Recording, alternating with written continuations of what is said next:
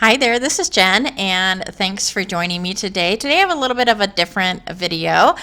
This video is going to be working with some digital images. I was contacted by Donna at Pablo and Pierre, and she is an illustrator. She has some really beautiful images, and she offered to send me some digitals. And so I'm going to be working with two of the digitals, and I will be working with the other two probably next week sometime. But I went ahead and I printed these out first. I was having a little bit of printer issues, and my printer ended up actually dying. And so I love to use watercolor, and so for the cards I'm doing today, I'm using a paper that I don't normally use for watercolor, and that is a mixed media paper. And the reason I've used that is because my laser printer will not take the heavier paper, and so the toner cartridge is running out on it, and so it did not print as well as it should have. So I don't want you to think that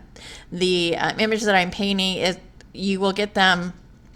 If your printer is working correctly, they will be darker than the images that I have actually printed. I printed them twice. I printed them once on my laser printer because that is what you would need if you're going to do watercoloring.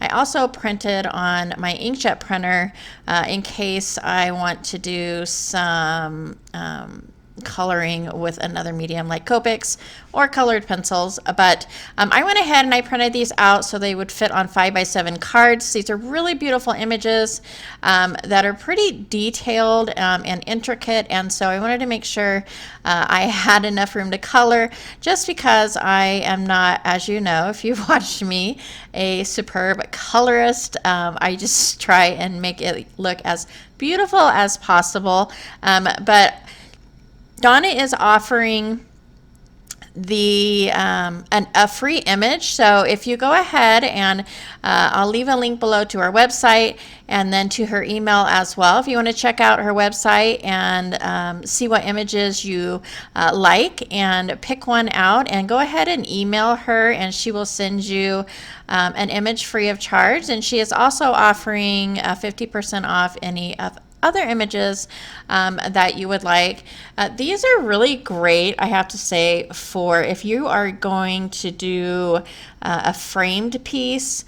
These would look really beautiful because you can print them as large or small as you want, but since there is a lot of detail in some of these images, I really think that the bigger that you can print, the more detail you're going to see. And so these would be great for coloring and framing and sending as a gift to somebody.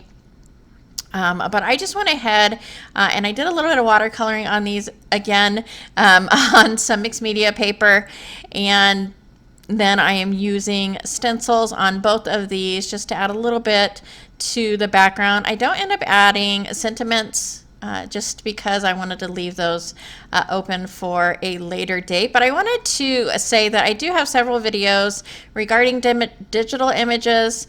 One is just the benefits of digital images, and then I have a tutorial on kind of working with them.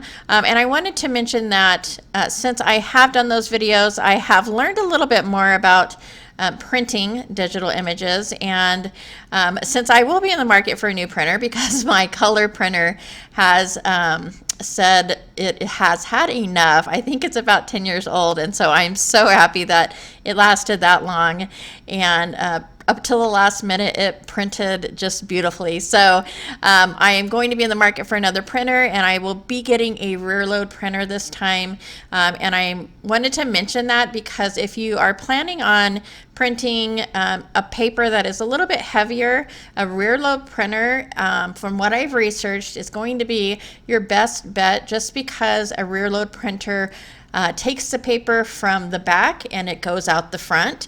When you have a front load printer, that paper has to go in and kind of turn up and come back out the same way.